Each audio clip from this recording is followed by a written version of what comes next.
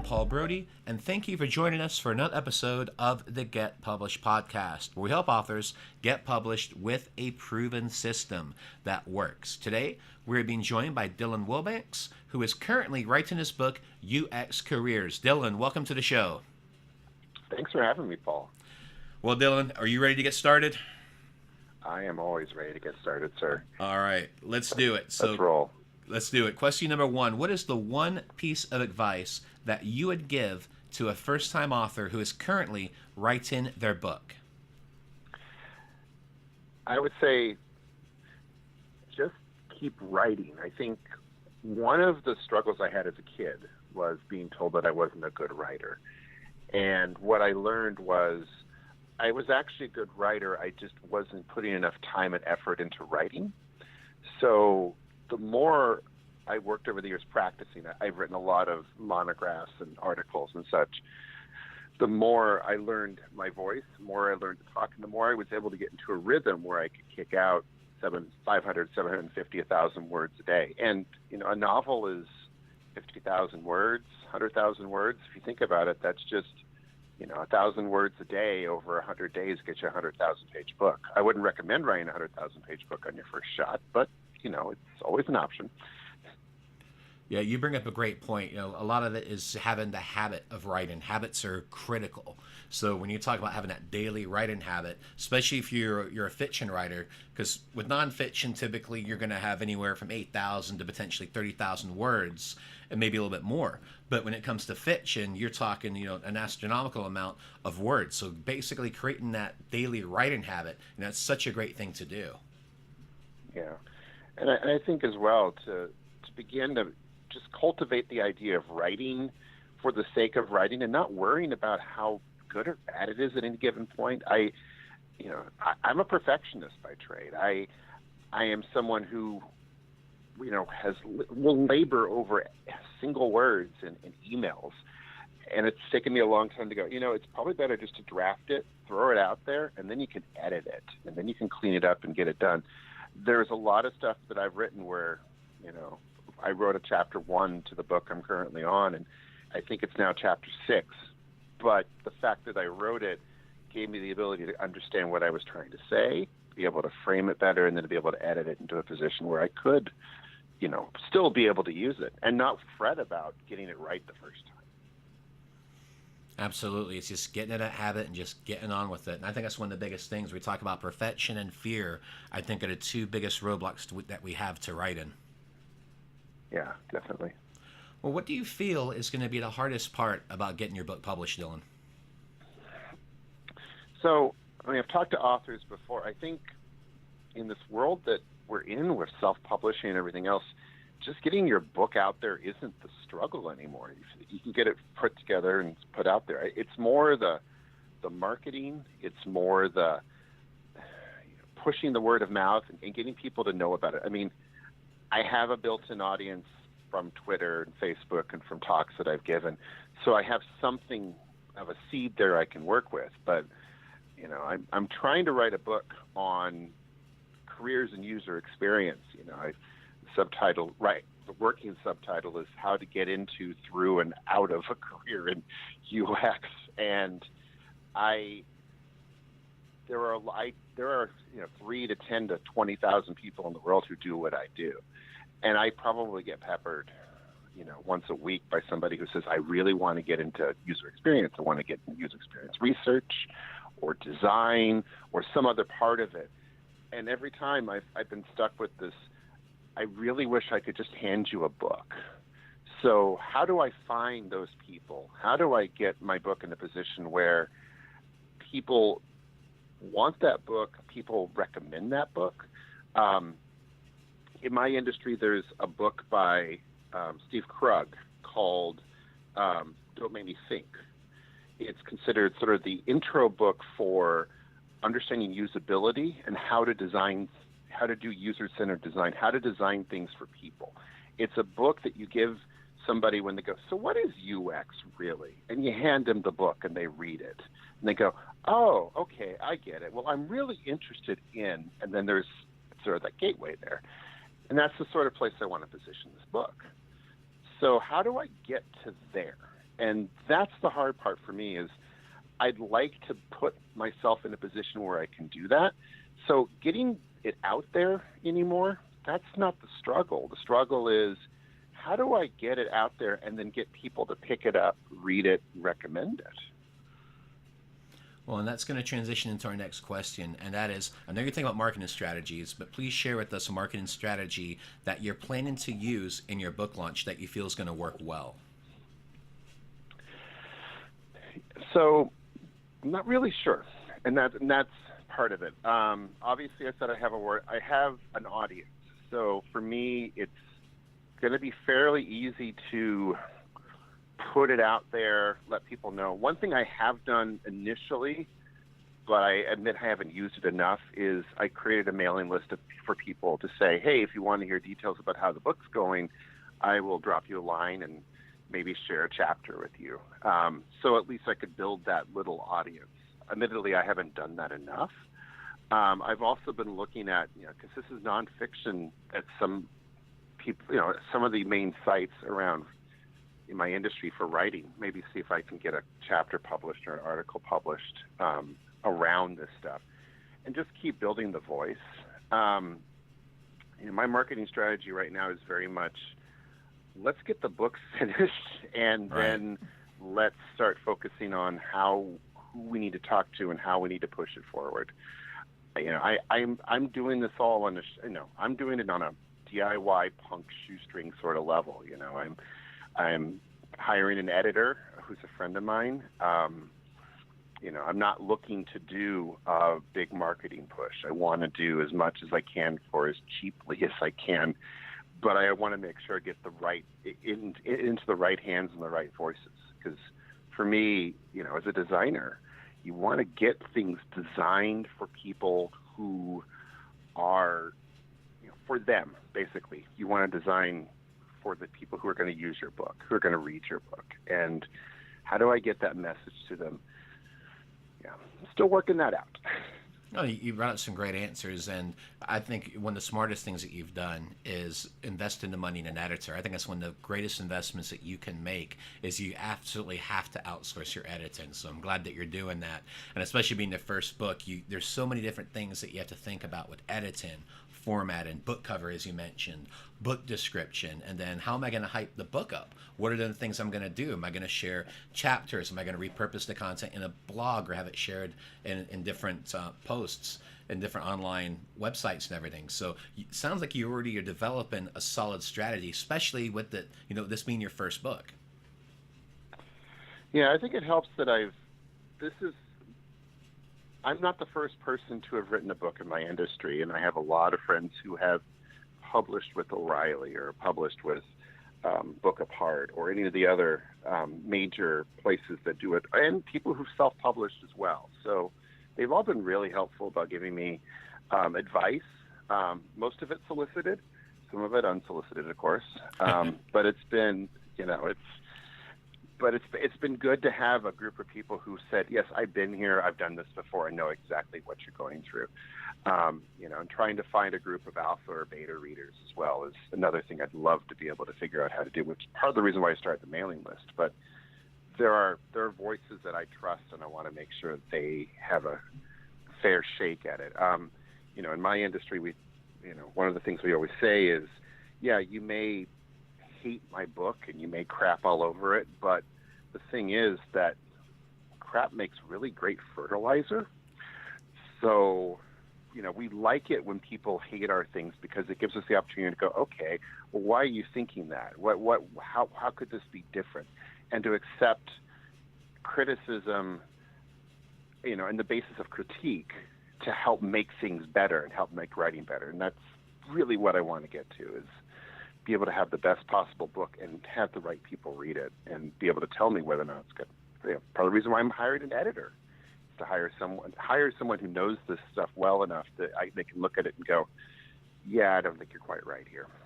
Be honest, Yeah, and you bring up a great point with that. Yeah, a couple of tactics that I've used is I'll basically send out advanced review copies to people on my list that are interested, And then I'm like, hey, let me know what feedback you have, if there's anything can be better. Another thing that I'm doing, and I've done this in my last 2 books, I've had 13 books out there, and my last two, I've actually put a section in the back going, hey, if there's something that you don't like about this book, or if you feel it's going to be better, then here's my email address, Brodie at BrodieConsultingGroup.com, and feel free to give me your feedback. And please do that prior to leaving a negative review. So it's one of those things where it's twofold, where if for some reason you didn't like the book, let me know how it could be better. And that also helps a little bit with getting negative reviews, because they're going to happen. Typically you're always going to get a negative review. It's not going to be a ton of them. It'd be less than 10% worst case scenario, but there's going to be a couple of negative reviews. That's just the way it is. But one thing that I've done to combat that is using this tactic. And in the last 2 books in particular, it's really worked well. So I'm glad that you're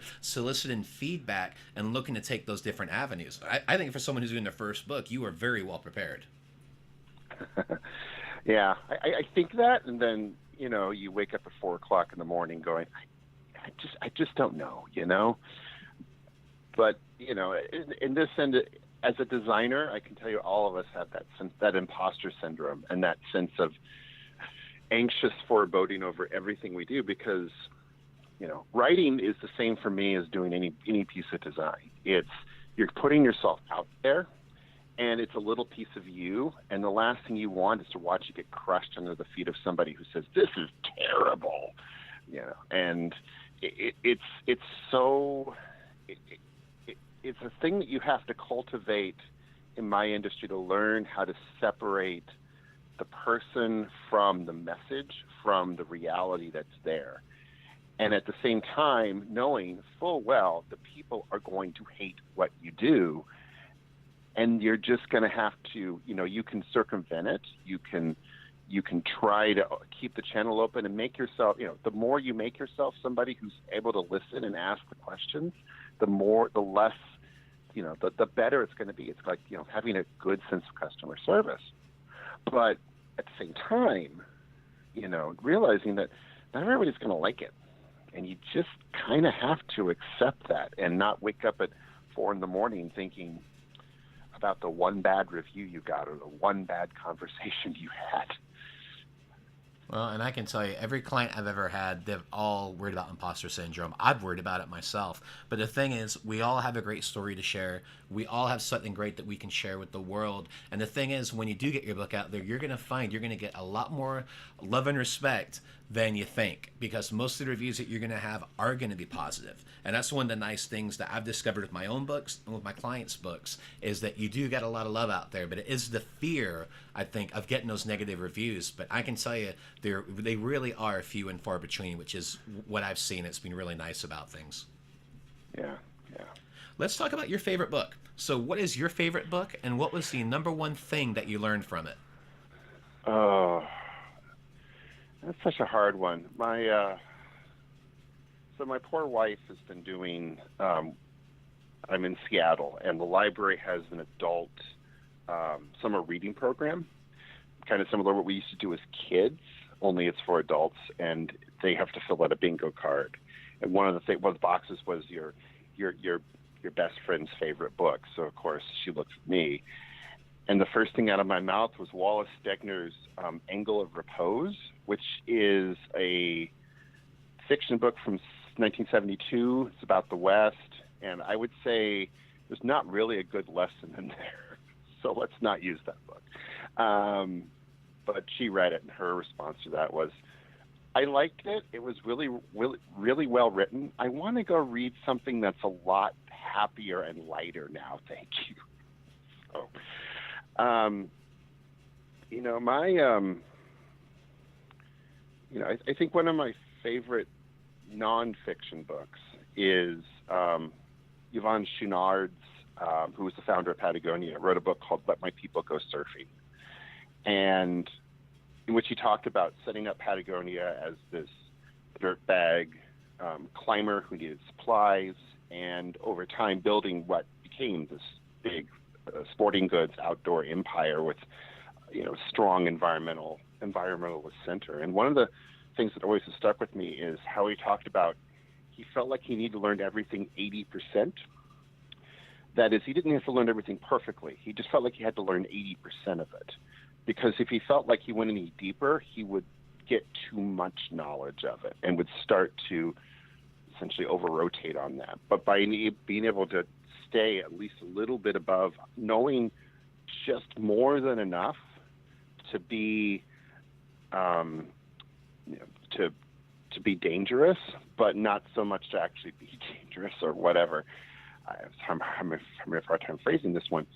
But the point is that having that generalist mindset and being able to look and learn and continue to be a learner. He talked about how much he loves to learn and continue to learn and learn about his industry and learn everything else, but not to overly focus on something, not feel like you have to learn everything. Mm-hmm. Learn enough to know how to do it, but not so much that it becomes too much a part of your life. And I'm a generalist at heart. I learn a lot of ridiculous things. My nickname in college was the font of useless knowledge. So it really fits in well with me, that ethos of always being a learner, but never worry about that you have to learn it all perfectly. Absolutely. Well, let's transition to our final question, and that is, what is your favorite quote and why? Ooh. So my favorite quote, and I'm going to butcher this one badly, comes from an architect named Jean Gang, who's a architect who works mostly in Chicago and LA, I believe. She's the designer of the tallest building in the world designed by a woman. It's the Aqua Tower in Chicago. And it's a beautiful building. It's got this undulating concrete outside. But one of the things in a piece on a profile on her, and I think it was the New Yorker about 2011 or so, 2012, she made this line of, I wanted to, and I'm going to butcher this, I want to design things that can get built. If you become too embraced in the fantastic, you can start to design things that aren't practical and realizable, and that's not what I want to do. And I've always liked that quote, especially working in the field that I do, because we have limitations, and we have to learn how to work our limitations against the reality of the vision that we have, right? I want to be able to write a 30,000-word nonfiction book explaining how you get involved and get a career in UX and your user experience. The reality is I have a job, I have a family, I have everything else. So it's not as if I'm going to be able to bomb out 30,000 words in the weekend. I'm not that good, right? But what it means is I can design around that, and I can use those limitations to my advantage, right? I have the ability to pace myself and learn how to write and review and take a longer view of it than just a simple, I'm just going to throw a bunch of words out there and we're going to be good. And it also means that I can say, part of the reason why I've been thinking a lot about how to do the marketing and where I want to go next has been, what are the limitations that I have? And how do I use those limitations as ways to make it easier, better, and more able to be executable by me? I think a lot of us come into these things where it's like, I'm going to write my great American novel. And we put this belief in ourselves that we're just going to be able to chug it right out, and then we hit the wall about 5,000 words in, and we're just like, I don't know what to do here anymore, and everything's a failure. But it's a marathon, and having to learn how to use your disadvantages to begin to frame up a way to do it in the most advantageously has been a big thing for me. It's been a way that I teach design to young designers. It's been a way that I have led design organizations, and it's becoming the way I've essentially been designing the way I've been writing this book. Design is every part of my life, and the more I think about her quote, the more I think being able to look at the materials that you have and the limitations that you have and using those to help say, this is something I don't have to do. It's huge. I wish we would do it more. Well, Dylan, I want to thank you for being a guest on our show. What is the best way for people to find you online? So, best way for me, so I have a website, dylanwilbanks.com. That's probably the best way in. You'll know it because it has this giant hierarchical list of randomness because I've been too lazy to actually design a real website. I'm also on Twitter at Dylan W, so DYLANW. And I'm always available for, whatever. I should admit that I'm a bit of an acquired taste, so be careful. I talk too much about design and politics and our hapless Seattle Mariners, so... Well, I'll tell you, Dylan, I've enjoyed having you on the show. This has actually been our longest episode, but I really appreciate all your insights with this. I want to thank you for being a guest once again, and I wish you all the best in your author journey ahead. Thank you. Thank you so much, Paul. Thanks again for joining us today. To learn more about how to get your book published with a proven system that works, grab a free copy of my book at getpublishedpodcast.com.